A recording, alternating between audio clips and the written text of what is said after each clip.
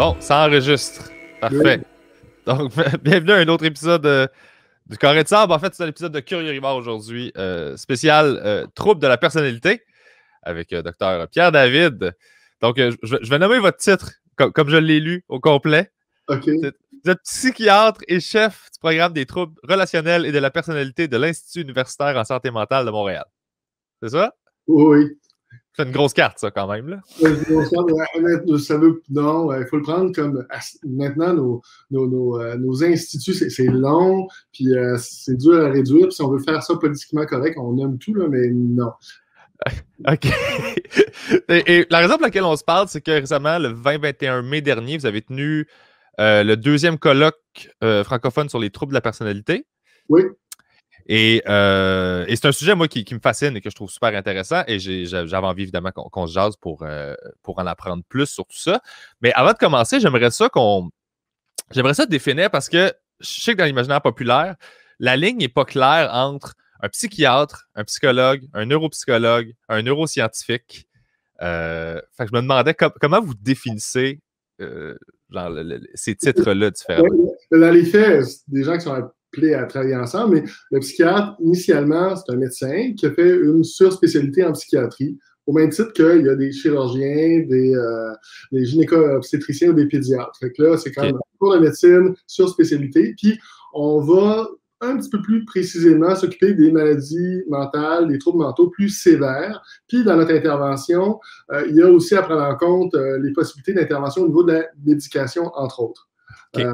Puis bon, toutes les ordonnances de garde. Donc, dans les urgences, quand on consulte, habituellement, c'est un psychiatre qu'on va voir s'il y a une consultation. Le psychologue, lui, c'est une autre formation à côté qui n'est pas médicale, mais les gens font un bac, maîtrise, doctorat et sont spécialistes au niveau de l'évaluation et des traitements des troubles mentaux, psychiques, mais ils ne sont pas médecins.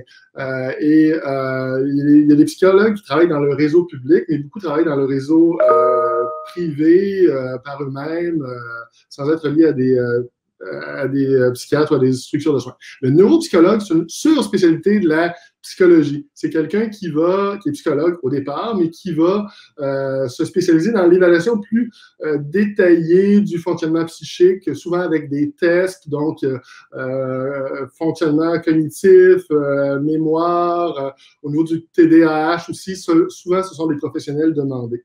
Mais okay.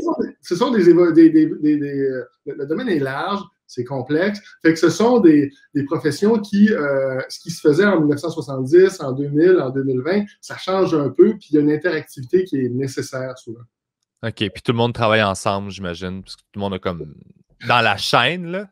Oui, il y a une place pour tout le monde. Le travail des différents professionnels ensemble, l'interdisciplinarité, ça reste toujours un défi, là, c'est pas toujours évident, mais c'est ce qui est souhaitable, puis c'est ce qui est souvent le plus gagnant, surtout pour les gens qui présentent des problématiques assez complexes, là.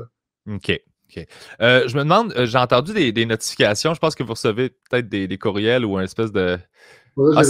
c'était votre téléphone, OK, parfait. J'ai essayé de l'arrêter, mais mes habiletés techniques sont modérées, basses, fait que je sais pas. Ah, mais il n'y a pas de problème. Si ça le refait, on troubleshootera ça ensemble. Donc là, aujourd'hui, on parle des troubles de la personnalité. En fait, est-ce qu'on pourrait commencer juste par lister les différents troubles de la personnalité? Oui. Soit, comment dire, c'est quoi un trouble de la personnalité? Puis, parce que avant d'avoir un trouble spécifique, on parle d'avoir une reconnaissance d'un trouble de personnalité. Puis, ce qu'on entend par trouble, c'est quelqu'un qui a des problématiques de fonctionnement significatifs, mais qui perdurent dans le temps. Donc, on ne parle pas d'un épisode de 2-3 mois ou d'une hyper-réactivité à une séparation. On parle de quelqu'un qui va avoir des difficultés soutenues en termes d'années. Ça peut prendre toute la vie, mais ça peut être une période significative de la vie et qui a au-delà des circonstances de vie. Okay. Puis tout le monde a une personnalité, là. Puis tout le monde a des bons... Comment dire? Tout le monde a des habiletés plus élevées ou supérieures dans certains domaines, puis plus de difficultés dans d'autres. Hein? Les gens émotionnels vont être meilleurs, j'imagine, c'est des clichés un peu, mais dans des éléments plus de détails, de nomenclature, puis les gens plus expressifs, un peu plus, comment dire, dans l'hyper-émotionnalité qui vont être meilleurs dans des domaines un peu artistiques, là. Et puis ça, c'est comme correct, puis on a chacun plein de caractéristiques, on n'est jamais pas deux personnes pareilles. Mais on parle d'un trouble quand là, ces caractéristiques-là sont extrêmes et ou sont pas adaptables dépendant du contexte. Et à ce sens-là, les gens arrivent à un dysfonctionnement. Mais dire le cut-off n'est pas simple. Puis des fois, ben, on en fait, nous, de par notre profession, est-ce que le diagnostic ou pas? Mais dans la vraie vie, là, non, c'est un continuum. OK. C'est pas épisodique, là. Non. Et les troubles relationnels, ça, est-ce que c'est quelque chose qui est à part ou c'est un symptôme nécessairement de... Non, mais nous, on s'appelle la clinique des troubles relationnels et de la personnalité parce qu'on trouvait que ça, comme on dit, ça adoucit la pilule. C'est moins pire pour les gens de dire que j'ai un trouble relationnel qu'un trouble de personnalité. Ça passe mal. Ça, c'est pas comme très populaire, là. C'est moins pire là, mais initialement, c'est pas un diagnostic que les gens recherchent à avoir, là. OK. Puis j'imagine que nécessairement les troubles de la personnalité vont amener des troubles relationnels. Oui. C'est ça, oui. Des gens qui ont des difficultés. C'est un des éléments d'un trouble de personnalité. Difficultés relationnelles, difficultés comportementales, souvent l'impulsivité, difficulté à identifier et gérer les émotions. C'est un package, là. Puis difficulté aussi à avoir une idée de qui on est, ce qu'on veut, quelque chose un peu cohérent au fil du temps. Et tout ça, c'est avec nuance parce que ça nous habite tous. Parfois, il peut y avoir des émotions qu'on ne comprend pas. Parfois, on peut avoir des comportements plus ou moins heureux, mais ça bouge avec le temps. Mais nous, on va cibler surtout les gens qui ont un dysfonctionnement assez sévère à ces niveaux-là. OK. Puis, quand vous abordez, mettons, quelqu'un qui vient vous voir, puis vous ne savez pas du tout c'est quoi le problème, comment ça fonctionne? En fait, là, j'imagine qu'il y a des séances de vous parler, tout ça, vous essayez d'identifier s'il y a un trouble, quel trouble que c'est. Et comment vous abordez cette bébite-là là, de OK, qu'est-ce qui se passe? Bien, habituellement, les gens, ils donnent, pour nous, pour la clinique, ils nous sont référés, mais des fois, ils peuvent venir à l'urgence dans les centres de crise. La plupart du temps, pour nous, c'est des gens qui sont en crise, qui ont eu des problèmes relationnels, qui ont soit des hésitations de suicide, soit des comportements impulsifs. Et ce qu'on fait avec eux, ben, on regarde un peu, on tente de comprendre c'est quoi leur vécu, comment ils voient ça, qu'est-ce qui s'est passé. Fait que là, il n'y a pas de détails inutiles, là, mais tu sais, qu'est-ce qui s'est passé, depuis quand vous vous sentez de telle façon, quelle est l'émotion que vous ressentez, est-ce qu'il y a eu des enjeux. Et souvent, comment dire, quand on est envahi par une crise, ben, on est soi-même pas souvent bien capable de tout identifier ça, là. Des fois, il y a des stress importants, mais nous, on les a pas vus. Fait que oui, d'avoir un retour significatif, détaillé là-dessus est utile. Puis l'entourage aussi peut être utile parce que des fois, on se voit mal, ce qui fait que l'entourage peut donner plein d'informations. Fait que là, nous, on va spécifiquement aller regarder l'historique de fonctionnement social, occupationnel, les enjeux de consommation, la suicidalité, les éléments affectifs, différents éléments. Puis on peut avoir, ça ne dure pas 4 heures, là, ça peut durer, mais ça ne dure pas 5 minutes, là, ça dure 1 heure, 1h30, comme il faut, pour aller voir un peu l'idée qu'a c'est quoi le tableau, puis l'idée qu'a la personne de ses difficultés. Okay. On se retrouve aussi, nous, à évaluer, c'est quoi le diagnostic, c'est quoi l'entité, mais aussi c'est quoi la dangerosité, est-ce qu'il y a une nécessité d'intervenir rapidement ou pas, ou de protéger. Mais aussi, si on envisage un traitement, ben, il faut avoir l'idée qu'a la personne de sa problématique. On n'est pas dans un domaine où on pourrait être comme en chirurgie, quelqu'un fait un appendicite, est un peu agité, ben, on va, je ne suis pas du tout dans ce domaine-là, mais on va en salle d'op, on l'endort, on enlève l'appendice, puis il ressort, puis après ça, c'est correct. Non. Nous, la plupart des interventions qu'on va proposer vont être de nature psychothérapeutique. Ça demande la capacité qu'a la personne de reconnaître une difficulté puis de vouloir s'engager dans un traitement. Fait que ça, on le regarde un peu initialement à l'entrevue de départ. OK. Puis les différents troubles sur lesquels vous pouvez poser des diagnostics, ça se trouve à être quoi exactement? Le plus fréquent, celui qu'on consulte, que les gens consultent le plus, puis que tous les gens qui travaillent en santé mentale voient le plus souvent, c'est ce qu'on appelle le trouble de personnalité limite. Il y a un acronyme qui est de plus en plus populaire sur les réseaux sociaux qui s'appelle le TPL. Fait que là, des gens, les gens viennent nous voir et disent « je suis TPL ». Puis quand on est en lien avec nos collègues français, ben, eux autres, ils disent encore borderline, là, fait qu'ils disent pas TPL. Mais fait limite ou borderline, c'est la même chose, là, mais ça, c'est le plus fréquent que l'on rencontre. On voit aussi associer parfois des éléments de personnalité narcissique, on voit des éléments de personnalité antisociale, puis beaucoup d'éléments aussi d'évitement, d'obsessionnalité, de dépendance, qui sont des éléments un peu moins, comment dire, à l'avant-plan quand les gens viennent à l'urgence, ils viennent à la clinique, mais ce sont aussi des éléments associés. En gros, ce sont ces troubles-là que l'on retrouve. Il y en a d'autres types de catégories qui sont un peu moins fréquents, là, un peu plus bizarres, des gens paranoïdes ou qui sont sans être psychotiques, voire de la manigance partout, ils sont plus prompts à être méfiants de l'entourage, à avoir des choses qui seraient un peu orientées contre eux. Okay. Mais nous, c'est ça. Notre travail, ce qu'on voit le plus, ce sont des gens troubles de personnalité limite et quelques éléments narcissiques apparentés. Là. OK. Puis pour ce qui est des dépendances, j'ai l'impression que c'est le genre de trucs qui doivent se parasiter entre eux. J'imagine qu'il y a des comportements qui doivent.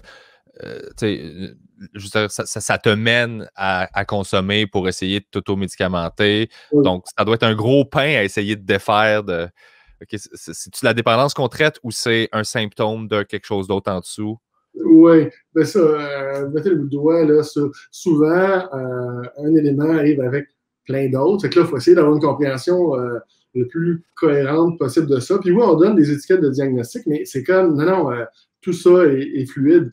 Puis oui, ça fait que souvent, on va retrouver des troubles, effectivement, de consommation. Puis là, quel est l'œuf ou la poule? Ça dépend. Mais des fois, ça s'auto-entretient. Quelqu'un a une difficulté à tolérer un événement, une émotion, une rupture. Puis ça s'apprend là, de gérer ça, là, ces situations difficiles-là. Mais souvent, on ne l'a pas appris, puis on va consommer. Puis là, quand on consomme, ben, on est moins capable ou apte à pouvoir gérer ça. On ne développe pas de maturité. Puis là, ben, notre capacité cognitive aussi de comprendre des choses, puis de gérer notre impulsivité est plus limitée. Fait que là, oui, ça s'auto-entretient. Fait que ça, on le voit souvent.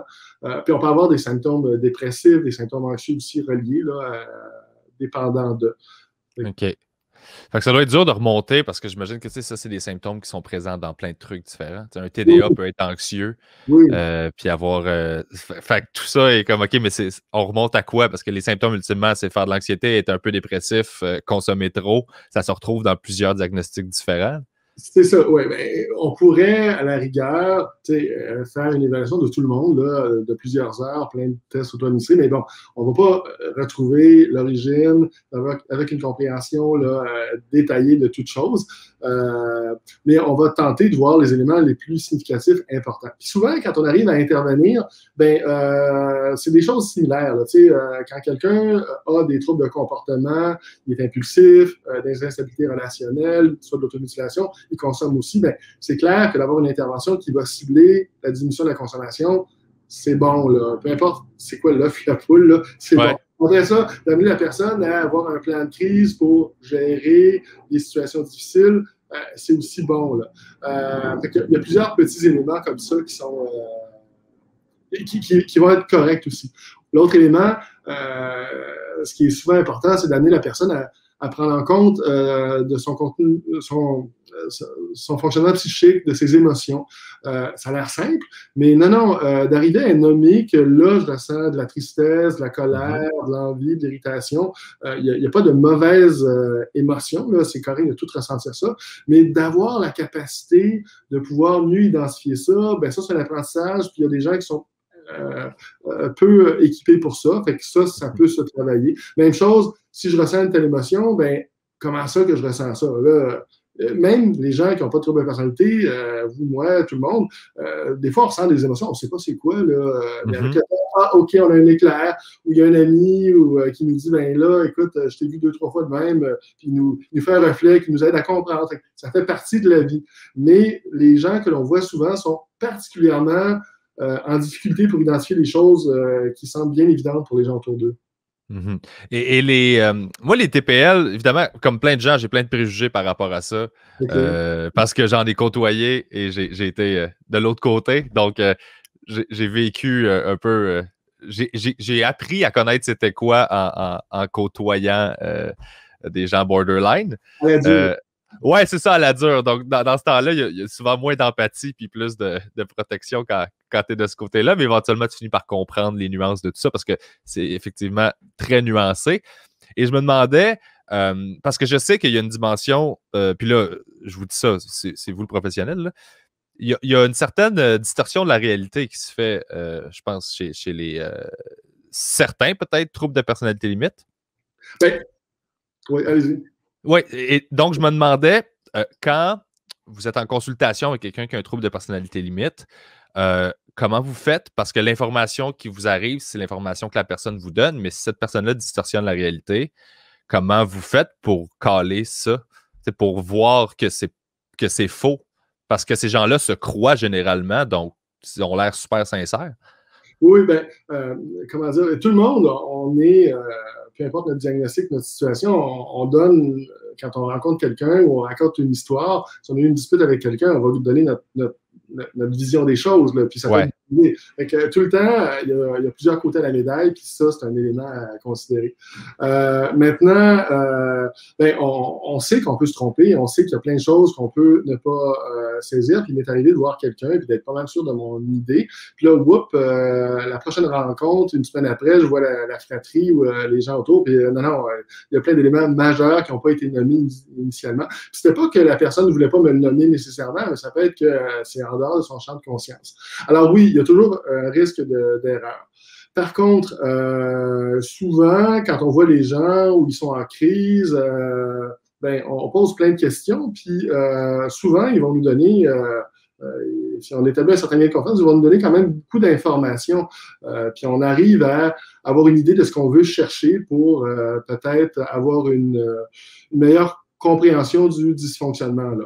Fait que, OK. oui, quand quelqu'un a eu au niveau relationnel de multiples relations, qui n'est pas capable de tolérer la séparation, qui a des comportements auto-musculatoires, répétés, d'autres types de comportements impulsifs, ben, on n'est pas jamais certain là, qu'on voit l'ensemble du tableau, mais ça nous amène à certains éléments. On est toujours soucieux mais pour tout le monde, est-ce qu'il y a je ne sais pas comment dire ça, mais est-ce qu'il y a un gain à venir en psychiatrie, vouloir avoir un billet? Puis bon, il n'y a pas grand monde qui vient nous voir, puis qui veut. En tout cas, il n'y a pas grand gain à vouloir venir nous voir pour avoir un diagnostic de trouble de personnalité, là, à part être en traitement, mais si tu ne l'as pas, tu ne vas pas être en traitement.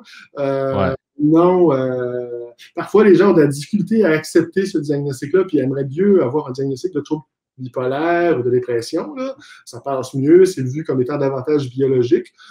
Mais quand les personnes nous rapportent un peu leurs difficultés relationnelles, émotionnelles, leur impulsivité, on a tendance quand même à les croire parce qu'il n'y a pas de gain à ça. OK. Mais ça reste toujours qu'il y a plein de choses, il faut être humble, il y a plein de choses qu'on peut ne pas voir. Là. OK. Parce que moi, j'avais identifié aussi quelque chose qui me fascinait, que j'ai vu, c'est plein de gens que je connaissais qui avaient le diagnostic TPL, qui était cette espèce d'intolérance au rejet. Donc, ça se traduisait par un besoin de plaire constant. Oui. Donc, c'était toujours en train de s'adapter à l'interlocuteur pour essayer de présenter la version que cette personne-là aime le plus Oui. pour être sûr de plaire à cette personne-là. Donc, c'est un ajustement constant de... Et ça, est-ce que vous, en traitement, vous êtes confronté à ça ou ça s'identifie assez rapidement que la personne est en train d'essayer plus de plaire que de réellement attaquer son problème? On dirait que c'est un genre de catch-22, dans le sens où, bien sûr, la personne qui vient en traitement et qui essaie de plaire au thérapeute ou au psychiatre, ben, on lui demande d'adresser des affaires difficiles, de faire des devoirs pour mieux gérer la détresse. Fait que ça veut me plaire, ben, elle va faire ça. Puis ça fait ça, elle va aller un peu mieux. Fait que, mais oui, il y a une limite où, effectivement, si c'est pas authentique, c'est juste comme pour démontrer que j'ai été un bon patient, j'ai bien fait, là, il y a un problème. Quand on les voit une courte période de temps, on peut plus se faire avoir. Puis j'avais une collègue infirmière qui avait appris sur le tas, mais elle disait non, on accepte de se faire avoir. Il y a des gens qui peuvent nous raconter des mensonges. Conscients ou inconscients, des gens qui peuvent ne pas s'en rendre compte sur le coup. Puis oui, ça peut arriver. Mais somme toute, quand même, dans un parcours de plusieurs mois de suivi, ben, on arrive à essayer de voir les motivations plus authentiques. Là. Puis cet élément-là est important parce que, comment dire, il faut que la personne éventuellement arrivent, comme nous autres, là, oui, c'est important de prendre en compte l'extérieur, puis de tenter d'avoir des bons gains, mais à un moment donné, au-delà de tout ça, il faut savoir ce qu'on veut, puis il faut être capable de mettre des limites, puis il faut être capable de tolérer d'éventuellement de pouvoir déplaire ou d'avoir une opinion qui n'est pas validée par autrui. Là. Fait que ça, oui, c'est pas loin des éléments qui sont souvent travaillés. OK. Est-ce que c'est... allez-y, pardon. Non, mais pour l'entourage, c'est un challenge parce que comme vous nommiez tout à l'heure, là, ça fait beaucoup réagir. Mais nous aussi, les équipes thérapeutiques, ça les fait réagir. C'est pas une clientèle. On va pas en santé mentale pour soigner les gens qui vont être impulsifs, pas venir au rendez-vous, nous faire une plainte, puis, ou hyper réagir. Mais on peut ressentir différents types d'émotions, mais ce qui est aidant pour nous, mais ce qui est aidant aussi pour l'entourage, c'est de comprendre un peu ce qui se passe, puis de savoir ce qui nous appartient, puis ce qui appartient à l'autre, puis d'avoir aussi une idée de, c'est pas une mauvaise intention, là. Il y a une dynamique dans laquelle les gens sont pris, puis si moi j'arrive comme proche à saisir un peu ce qui se passe, à m'en dégager, je suis un peu moins bouleversé, là. Ouais, je comprends. Puis est-ce que, je me demandais, l'entourage, est-ce qu'il y a une éducation qui est faite avec l'entourage de la personne pour justement l'aider à cibler, identifier, pas prendre les trucs personnels? Un peu comme les traitements pour la dépendance. Tu vois, mettons, à Maison Jean Lapointe, il y a des groupes d'aide pour l'entourage des alcooliques. Est-ce que ça se fait, ça aussi? Ça se fait un peu, mais ça se fait pas assez. Ça devrait se faire bien plus dans le sens où on voudrait qu'il y ait des activités de groupe et de formation. Fait que nous, ce qu'on fait, c'est que souvent, on va rencontrer les proches, la fratrie lors de l'évaluation. Puis oui, on a des groupes, 3-4 fois année d'information générale, puis, mais on n'a pas les capacités professionnelles d'en faire plus. Souvent, on va référer au groupe d'entraide des parents et amis. Donc, à Montréal, c'est l'Association québécoise des parents et amis du malade mental. À Laval, c'est l'ALPABEM, l'Association lavalloise, je ne suis pas sûr de l'acronyme, là, mais il y en a partout. Puis, c'est une grande demande des proches de qu'est-ce que je fais avec mon fils, ma fille, ma conjointe, mon chum qui est TPL, puis qui menace de se suicider et tout ça. Alors, la grande majorité ont mis en place des interventions courtes, mais quelques rencontres pour aider, informer, coacher. Puis aussi, il y a des rencontres plus psychoéducatives de 10-12 rencontres où on donne de l'information plus détaillée sur ce qu'est le trouble et puis aussi comment gérer, qu'est-ce qu'il y en a, comment on met une limite, comment on tolère. C'est ça, comment on tolère qu'il y a un certain risque qu'on ne peut pas prendre sur nous non plus parfois, ce qui n'empêche pas que oui, on peut avoir des interventions qui vont favoriser à ce que la personne aille aux urgences au bon moment, là. Fait que oui, il y a ça. Mais idéalement, on en fait beaucoup plus parce que quand on fait les deux, ça aide. Hein? Quand l'environnement, l'entourage travaille dans le même sens que l'équipe thérapeutique, ça va mieux. Ah, c'est clair. Et est-ce que c'est quelque chose qui se traite mieux lorsque c'est diagnostiqué plus tôt, le plus jeune possible? Ça, c'est une règle d'art, pas mal tout le temps. OK. Oui. L'enjeu qu'il y avait, c'est qu'il y a longtemps, il y a 30 ans, on avait l'idée que quand on donnait un diagnostic de trouble de la personnalité, c'était comme, ça ne changeait pas. Donc, si on le donnait à 18-20 ans, à 50-60 ans, on avait l'idée que les gens garderaient encore ce diagnostic-là. Donc, c'était vu comme un diagnostic d'exclusion. Je vais essayer d'autres choses. Je vais le traiter comme un bipolaire. Mais là, si on donne des diagnostics qui ne sont pas bons, puis on ne donne pas le bon traitement, ça n'aide pas. C'est comme, ça n'aide pas. Là, on a vu que, par plein d'études, ça c'est clair, que les gens évoluent, puis plusieurs vont perdre le diagnostic avec le temps. Fait que là, OK, il y a des gens qui perdent le diagnostic, fait que comment ça? Donc, c'est pas si tant stable. Fait que la nomenclature américaine a changé sa façon de le considérer. Là, avant, il y avait des axes, puis c'est sur l'axe 2 qui ne bougeait pas, un peu au même niveau que les déficiences intellectuelles qui ne bougent pas avec le temps. Mais là, ça a été modifié. Là, non, on convient que ça peut bouger. Puis on a aussi des informations à savoir que les devenirs sont très, très... Là, je prends un long détour. Là. Les devenirs sont très, très variés. Puis il y a des gens qui quand même complètent des suicides. Fait qu'il y a un taux de mortalité à long terme de 8-9 %, ce qui n'est pas rien. Puis, on se rend compte aussi qu'il y a des méthodes thérapeutiques qui aident beaucoup les gens à aller mieux. Fait que là, OK, donc c'est grave, les gens peuvent en mourir, ça bouge, là, on ne garde pas toujours le même diagnostic, puis il y a des interventions thérapeutiques qui aident ces gens-là. Donc, éthiquement, ça ne fait pas sens de ne pas porter de diagnostic si on peut aider quelqu'un. Fait que là, il y a un changement qui est en cours depuis une vingtaine d'années. et où, oui, c'est utile de poser un diagnostic pour offrir des méthodes de traitement, pour amener les gens à mieux gérer leurs émotions, diminuer leur impulsivité, mieux fonctionner, puis éventuellement perdre le diagnostic, puis éventuellement, oui, ça peut être des gens qui vont rester un peu plus sensibles que d'autres à certains niveaux, moins capables de tolérer certains contextes, certains vides intérieurs des fois ressentis, mais pas au niveau d'un trouble de fonctionnement. Puis des fois, c'est des gens très, très dynamiques. On a des collègues, il y a la maison sans limite à Laval où il y a des gens très, très dynamiques, là, mais il y a la responsable de ça, Mme Ménard, là, elle en parle avec enthousiasme, comment c'est des gens fantastiques quand on arrive à gérer le côté qui déborde à ce niveau-là. Fait que, là, j'ai oublié la question de départ, c'était... Est-ce qu'on les prend le plus jeune possible? Oui, c'est ça. Fait que, oui, de traiter plus tôt, c'est clair que c'est utile parce que ça permet aux gens de changer leur devenir, là. Puis quand on intervient, souvent, on n'intervient pas pendant des années. La plupart du temps, on intervient 1 an ou 2, thérapie de groupe individuelle, puis la personne développe des outils, puis après ça, elle n'est plus dans le milieu psychiatrique pour la plupart. C'est pas toujours ça, mais souvent, c'est ce qu'on escompte et ce qu'on voit. Mais c'est cool parce que moi, j'avais le préjugé puis j'avais lu ça où on me l'avait expliqué que quand tu as un diagnostic de TPL ou borderline, puis même, je pense, pour les narcissiques aussi, ça, tu es condamné. Là. Ça va être ça toute ta vie, puis il n'y a rien à faire. Oui, il peut y avoir une coloration. On ne change pas complètement avec le temps, là, mais on change un peu. Puis oui, les gens peuvent perdre le niveau de dysfonctionnement qu'ils avaient auparavant, ça c'est clair. Ce qu'on voit, puis c'est dur de prévoir lesquels vont bien changer, mais il faut adresser la consommation. Quelqu'un qui consomme beaucoup ne va pas s'améliorer spontanément. Quelqu'un qui est capable de s'inscrire dans une activité qui a une certaine responsabilité, puis une certaine valorisation, études, travail, c'est aussi bon parce que ça aide à définir l'identité. Ça, c'est utile. Puis le traitement va aussi aider. Ce qu'on voyait aussi, c'est qu'il y a des gens qui vont perdre le diagnostic, qui ne sont pas en traitement, mais souvent, l'effet pervers, c'est qu'ils vont développer des comportements d'évitement. Hein? On peut imaginer le jeune adulte, 18, 20, 23 ans, qui consomme, qui a plein de partenaires, qui est impulsif à plein de niveaux, instable à tout niveau. Puis il y a une vie un peu trilante, là. Elle n'est pas plate, cette vie, là. Il y a quelque chose qu'il fait. À un moment donné, il se rend compte que c'est lourd, que quand je suis en relation, ça finit toujours mal, que quand je suis dans un emploi, je quitte ou je me fais mettre dehors. Puis là, la personne décide d'en faire de moins en moins, d'être davantage dans un comportement d'évitement.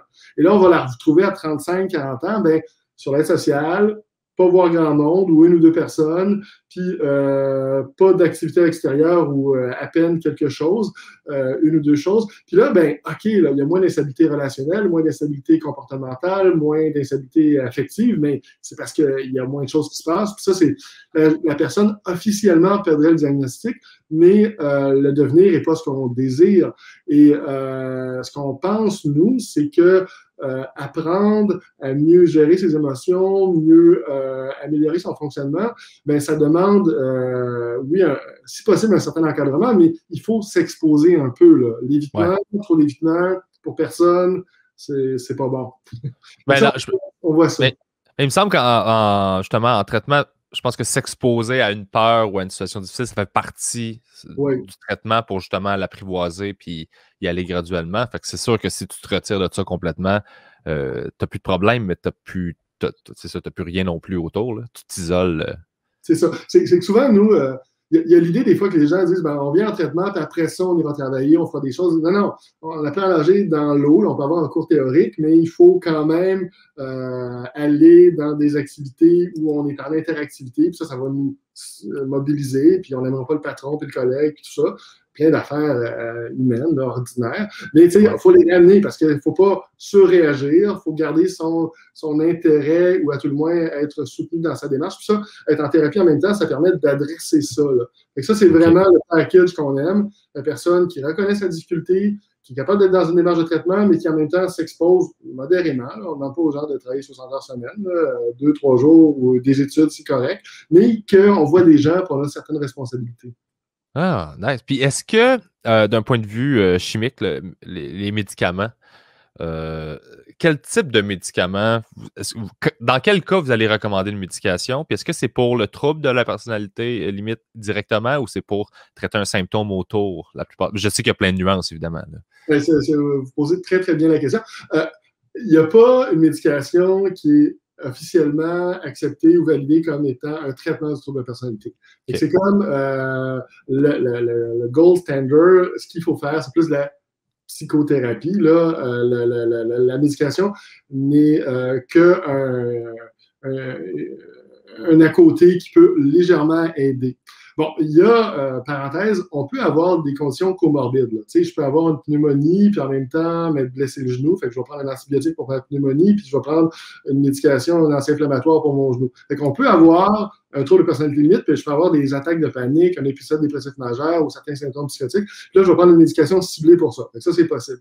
Okay. Pour ce qui est du trouble limite en tant que tel, des fois, il y a des gens qui vont réagir ou bien répondre à comme aux antidépresseurs ou aux antipsychotiques à petite dose, et ça va les aider pour certains à présenter moins d'instabilité majeure des humeurs, moins de colère envahissante, moins de symptômes perceptuels bizarres, paranoïdes, mais c'est essai-erreur. Il n'y a jamais chez quelqu'un qu'on va prescrire ça en disant ben ça devrait vous aider, dans 70% des cas, ça aide. Non. On essaie, on revoit, puis des fois, ça peut légèrement aider.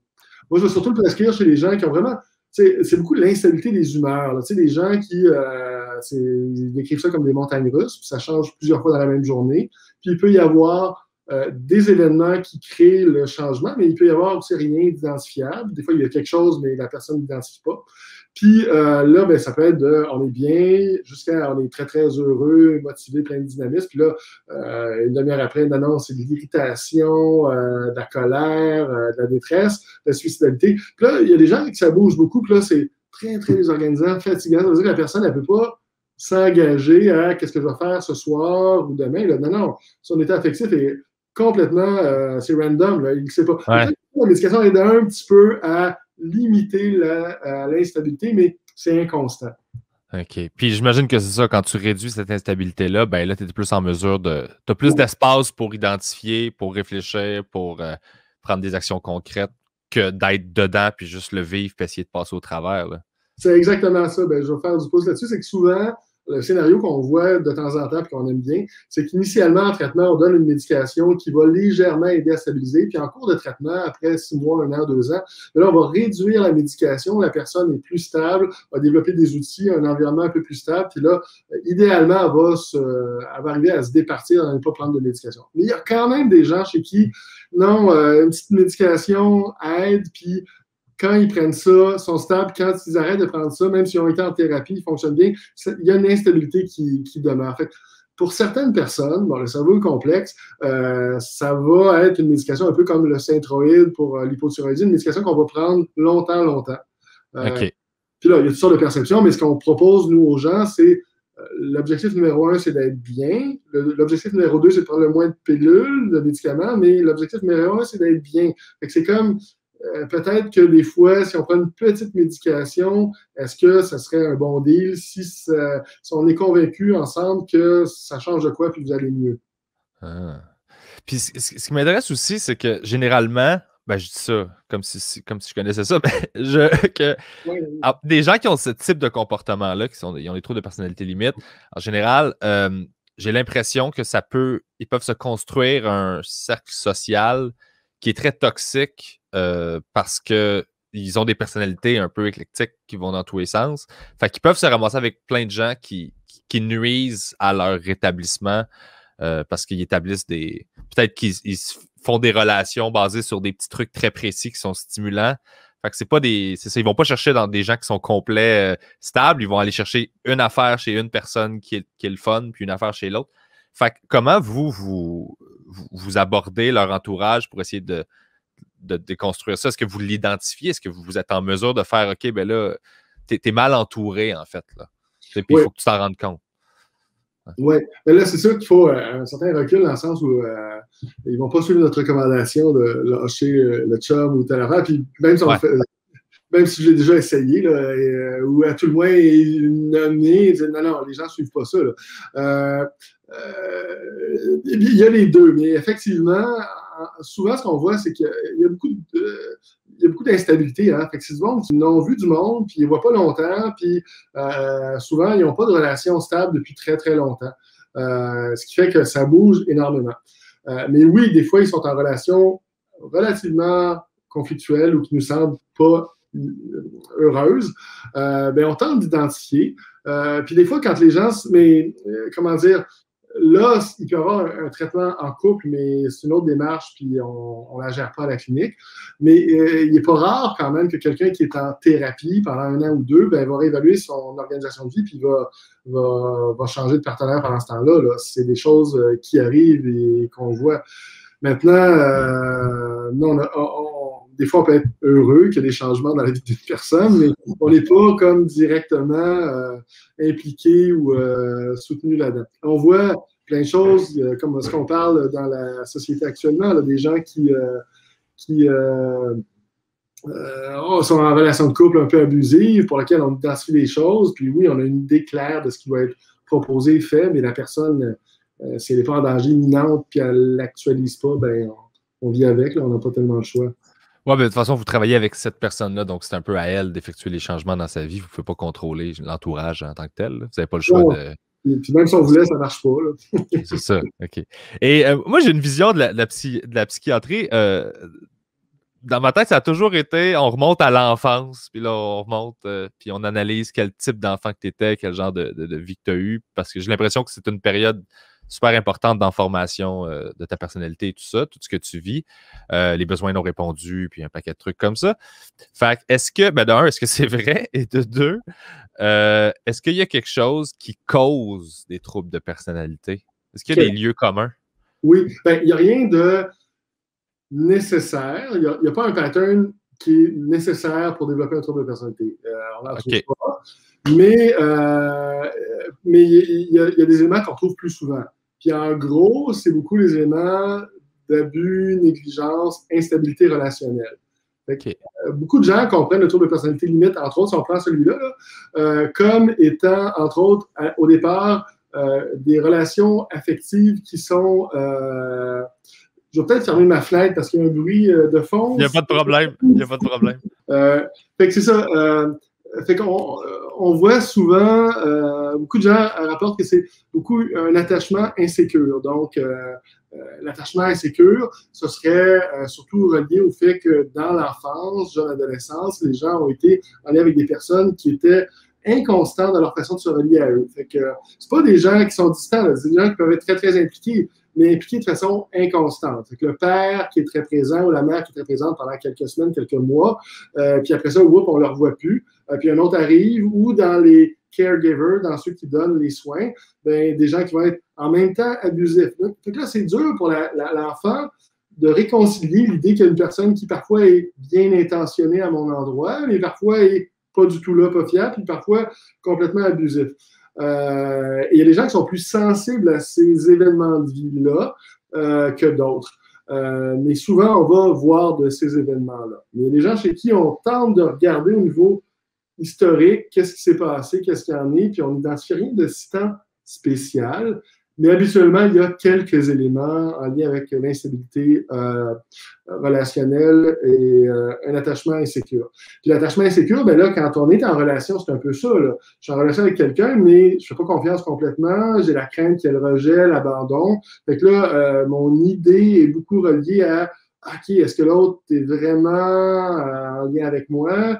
Est-ce qu'il ne va pas voir ailleurs? Là, j'ai pris des textos où je présume que l'autre va me laisser s'il est en retard à telle réunion qui est s'il est en retard à telle rencontre qui est prévue. Alors que je ne peux pas imaginer le scénario que il y a peut-être eu un retard dans le transport en commun ou je ne sais pas trop, plein d'autres affaires. Là. Non, ça ne me vient pas spontanément où je vais texter. Ça arrive, là, 50 fois par jour, quelqu'un pour me rassurer. Là, écoute, c'est pas vivable longtemps. Là. Fait que c'est des gens qu'on voit jeunes qui peuvent trouver leur représentation adulte. Maintenant,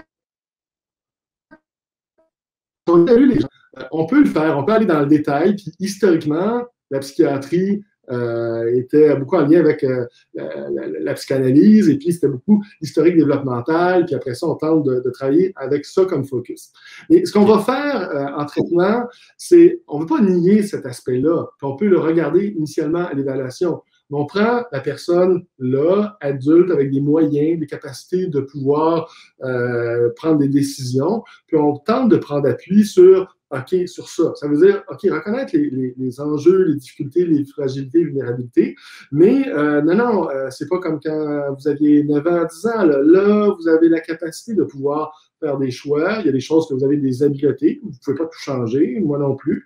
Mais fait qu'on est beaucoup dans le ici, maintenant, et puis prendre appui là-dessus. Parce que puis éventuellement, quand quelqu'un fonctionne bien, un peu le diagnostic est stable, d'aller dans une démarche psychothérapeutique où on va aller davantage fouiller ou investir l'historique développemental et les abus de trauma, ça peut être fait, puis il y a des gens qui vont dans ça, puis c'est correct, mais il faut être assez fort parce que c'est très déstabilisant d'aller travailler au niveau de ces abus-là, situations de vie-là, s'il y en a eu, puis ils sont très traumatiques.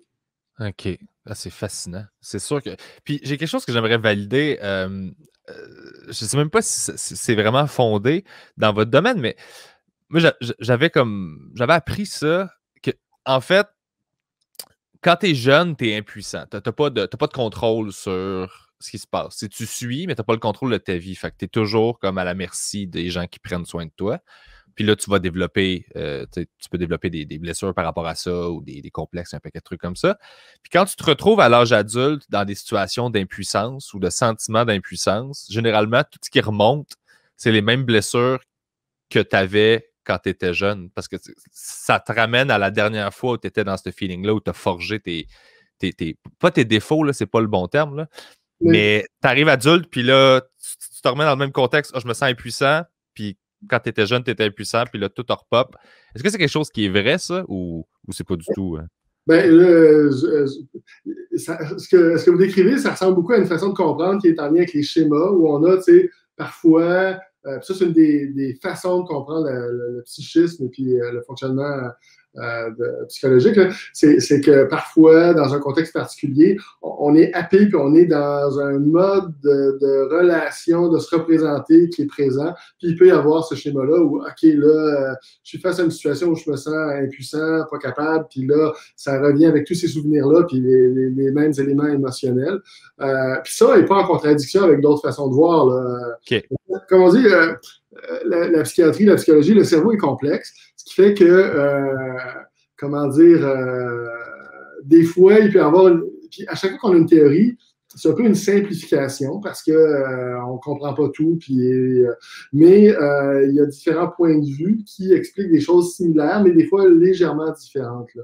Mais oui, comme vous dites, les événements de vie, jeunes, ados, parfois, ça nous habite beaucoup, puis de prendre une distance de ça, c'est pas simple. Mais pour tout le monde, là. OK. Puis j'aimerais ça qu'on maigre un peu vers on en a parlé un petit peu au début, vers le narcissisme. Ça, c'est un sujet que je ne connais pas tant que ça. Je connais un peu, mais c'est quelque chose que j'ai l'impression qui est de plus en plus présent dans le vocabulaire général. Là. On a eu quand même. On a eu. Les voisins américains nous ont donné une leçon accélérée là-dessus. Oui, ben ça, OK. C'est un sujet que je trouve hyper intéressant. On est moins rendu loin. Toute la littérature psychologique, psychanalytique sur l'estime de soi, narcissisme, là, ça fait plus de 100 ans là, qu'on en parle et que les gens s'intéressent à ça, mais de bien classifier ça, de comprendre les tenants aboutissants, c'est pas si tant clair, puis il n'y a pas de méthode de traitement bien validée en lien avec ces éléments-là. Puis en même temps, les présentations cliniques sont très, très variées. Mais premier élément qu'on peut dire, c'est que quand on parle de narcissisme, on a initialement avec le mot l'idée de quelqu'un qui pense qu'à lui, puis qui va faire l'étalage de ses accomplissements, réalisations, sa gloire, sa richesse. Fait que c'est ça qu'on voit, c'est ça la description initiale du DSM, du livre américain pour les diagnostics, c'est la grandiosité, là, la grenouille qui veut se faire plus grosse que le bœuf. OK. l'ex-président américain avait ça, là, de façon incroyable, tu sais, puis ça ne peut pas être... excusez, ça a coupé un petit peu. Pardon? Ça a coupé juste un petit peu. Vous êtes en train de dire que le président américain avait ça de façon incroyable? Mais c'est ça, c'est quand même là, c'est assez impressionnant. Mais ça, donc cette grandiosité, ce désir d'en mettre, de souligner à grands traits ses exploits, sa richesse, ses accomplissements. Bon. Fait que ça, on le voit comme un narcissisme. Mais dans les faits, la compréhension qu'on a du narcissisme, c'est que ça, c'est un genre de façade, une défense. Et pourquoi c'est présent? C'est qu'à la base, il y a une estime de soi qui est fragile. Pourquoi j'ai besoin de démontrer que j'ai tel accomplissement, tel diplôme, tel succès?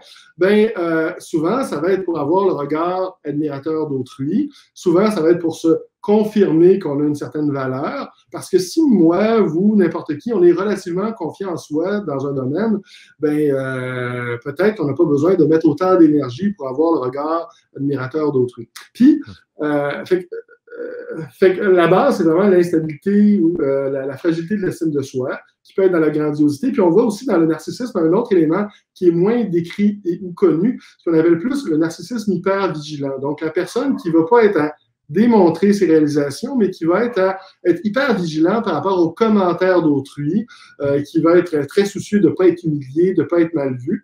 Encore là, parce que son estime de soi est fragile, puis si je suis mal vu, ou ben, on convient, là, c'est jamais le fun d'être humilié, mais c'est comme pas tolérable parce que l'estime de soi que l'on a est pas intégrée, c'est fragile, et puis un commentaire ou un regard négatif d'autrui va déstabiliser ça. Puis, ce qu'on voit aussi souvent, c'est que c'est la même personne, il y a un petit peu des deux. Et chez Donald Trump, juste pour l'exemple que tout le monde connaît, ouais, il y avait ça, là. Il y avait cet aspect de grandiosité. Il est le président des États-Unis, il est multimilliardaire, il est celui qui a le plus de pouvoir à ce moment-là. Mais en même temps, dès qu'il y a une critique le moindrement banale à son niveau, il n'est pas capable de tolérer ça, là. Fait que si Meryl Streep lui fait une critique lors de la remise de prix, ben, il n'est pas capable, durant la nuit, il va tweeter, et il va la dénigrer, il va aller sur sa valeur à elle, disant qu'elle est overrated, là. Bon, Meryl Streep est overrated comme actrice. Il va faire ça, puis il a fait ça à plein de gens. Dès qu'il y avait une critique le moindrement reliée à lui, même s'il n'était pas si tant significatif que ça. Donc, mais là, c'est un exemple ultime, là, Donald Trump pourrait être narcissique, mais ça amène à comprendre que malgré tout ce qu'il a, il ne tolère pas la critique. Il est très, très fragile à ce niveau-là. Okay. Les enjeux narcissiques, on en a tous. Ça fait partie de la vie. Hein? C'est comme, c'est attendu que on aime ça, puis la société encourage un peu ça, là, avoir certains accomplissements, un bon fonctionnement, puis on tolère moins de moins être performant, d'être moins fonctionnel. Mais ce qu'on attend avec le temps, c'est d'être capable d'intégrer qu'on a des accomplissements, des choses qu'on est un peu meilleur, puis des choses dans lesquelles on est moins bon, mais c'est pas si pire.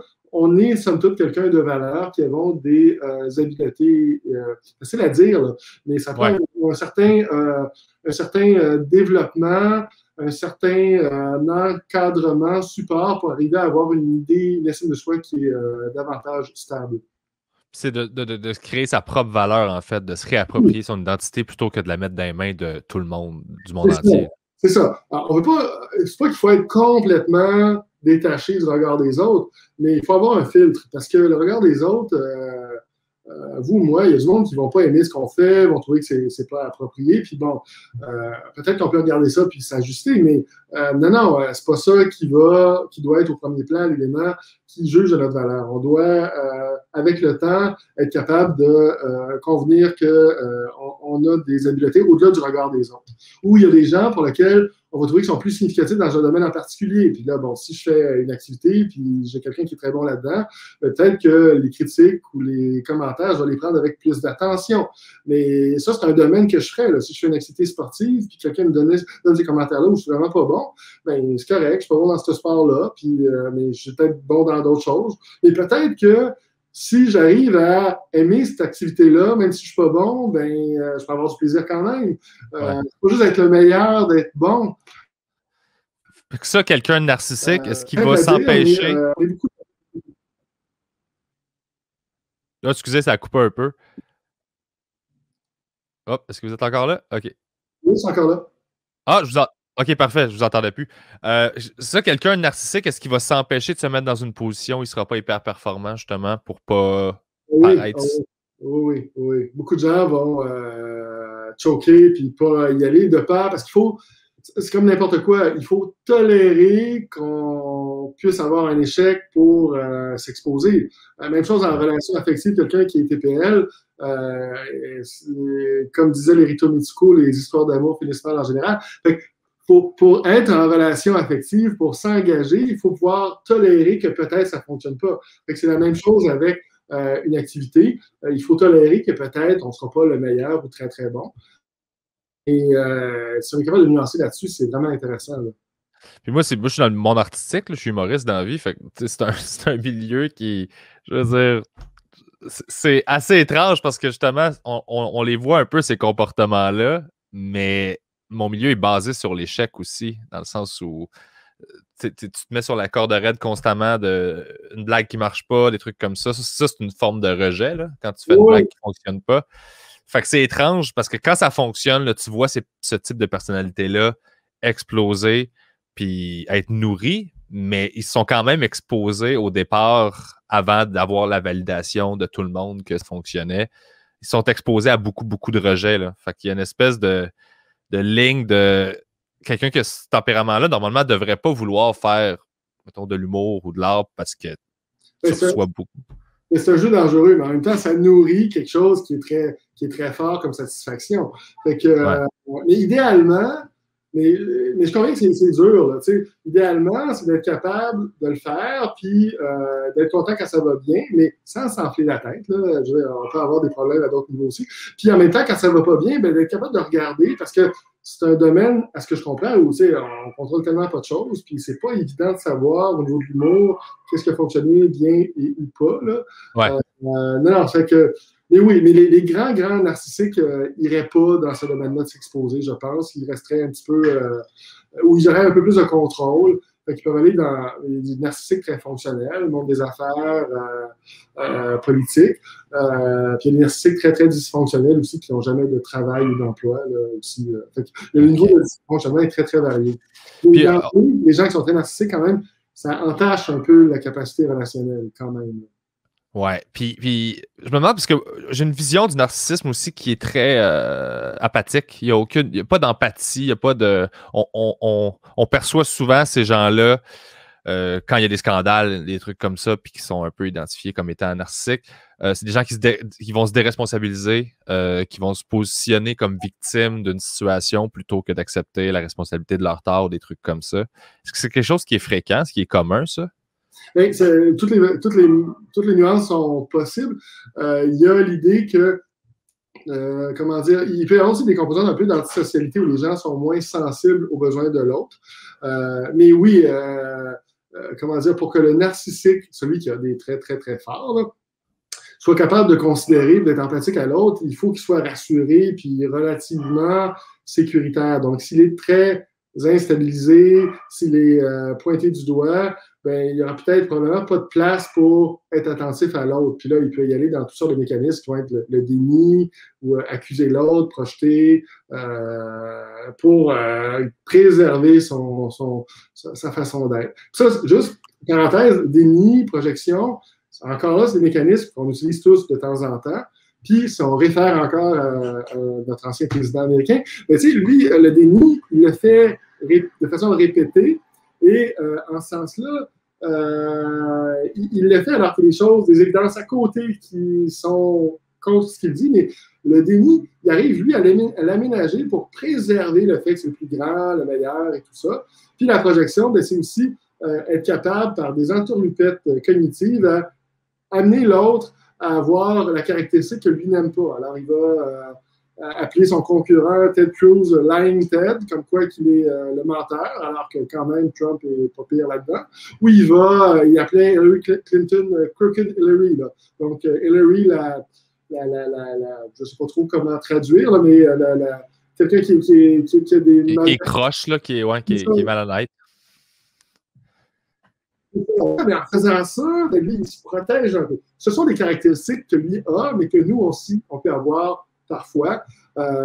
Et ça, c'est des stratégies inconscientes qu'on a, mais qui nous amènent à ne pas être confrontés à la réalité. Là. OK. Parce que c'est quelque chose que j'avais déjà entendu aussi par rapport dans les clichés que je connaissais du narcissisme, de tu es en relation avec quelqu'un, puis cette personne-là, il y a un conflit, fait que tu finis par aller voir tout l'entourage de la personne pour essayer de changer leur perception de cette personne-là, puis de... C'est-tu ce comportement-là? C'est une traduction de ça?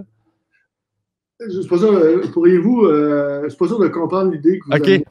Ben, mettons que tu as un narcissique qui est en relation, mettons que c'est une relation de couple, puis là, ça va pas bien, puis la personne commence à vouloir se sortir de ça.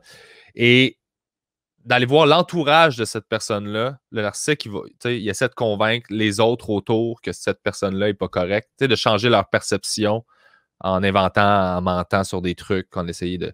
Ça, c'est un comportement que j'avais entendu qui se pouvait. C'est-tu quelque chose qui existe, ça, ou c'est pas...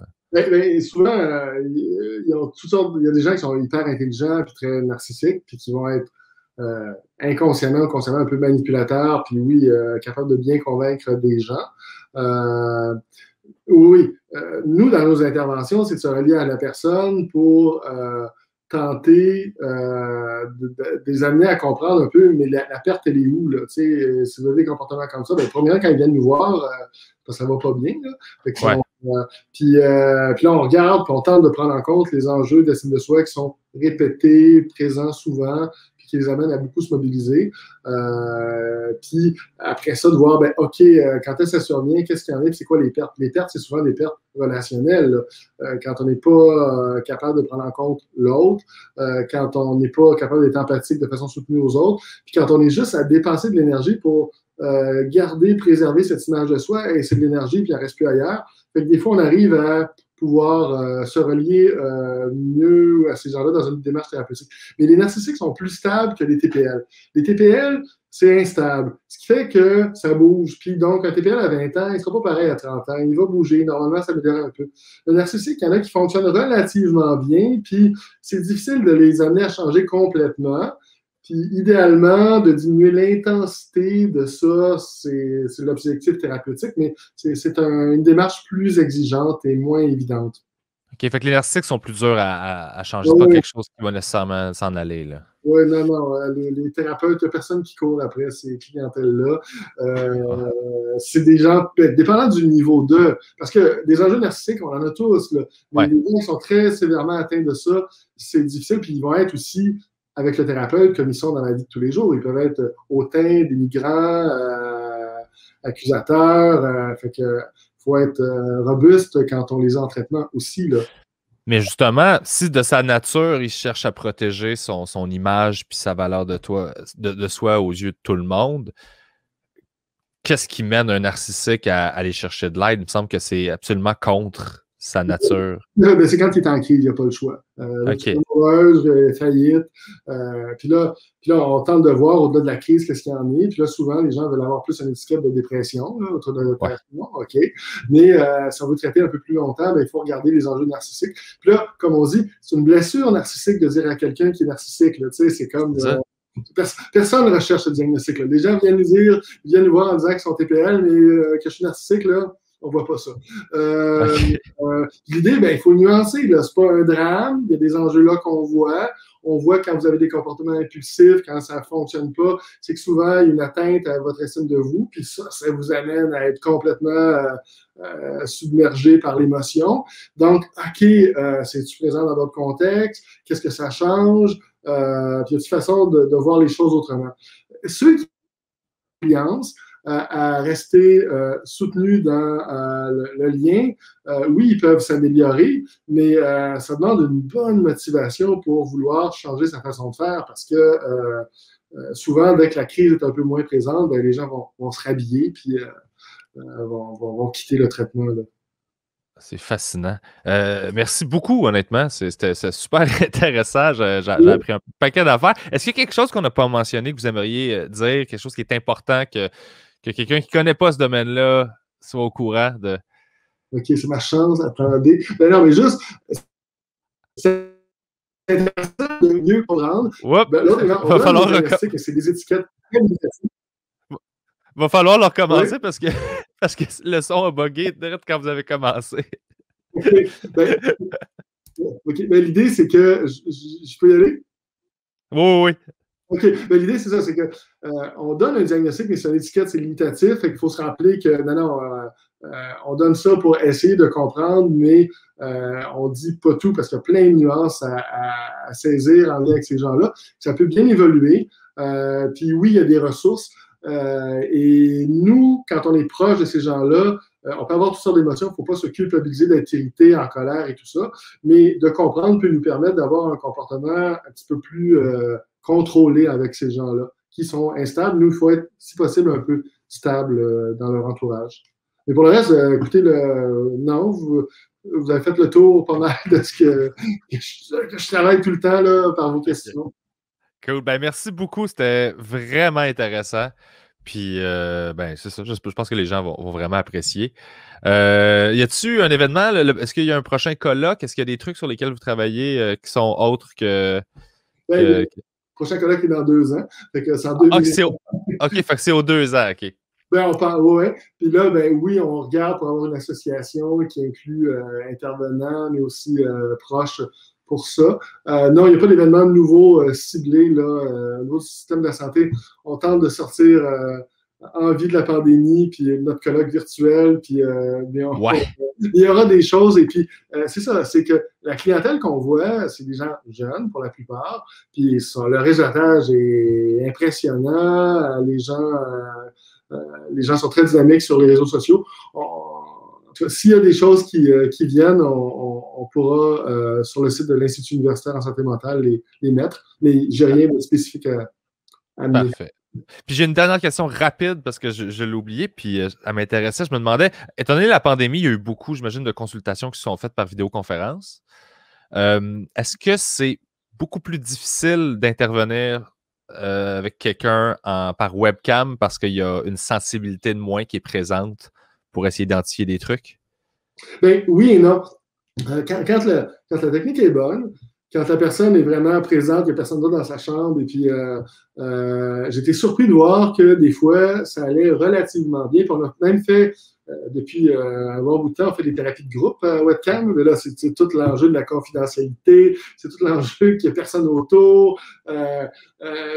Mais j'ai vu des dynamiques qui parfois fonctionnaient relativement bien. Puis aussi, ce qui est surprenant, c'est que les gens, des fois, étaient un petit peu plus à l'aise, comme s'ils sont chez eux, il y avait moins de retenue, puis d'emblée, ils pouvaient mieux se relier. Fait que, j'arrive pas à avoir une compréhension claire de quand est-ce que c'est utile ou pas, mais des fois, c'est très utile, puis des fois, c'est un équivalent de ce qu'on avait en présentiel.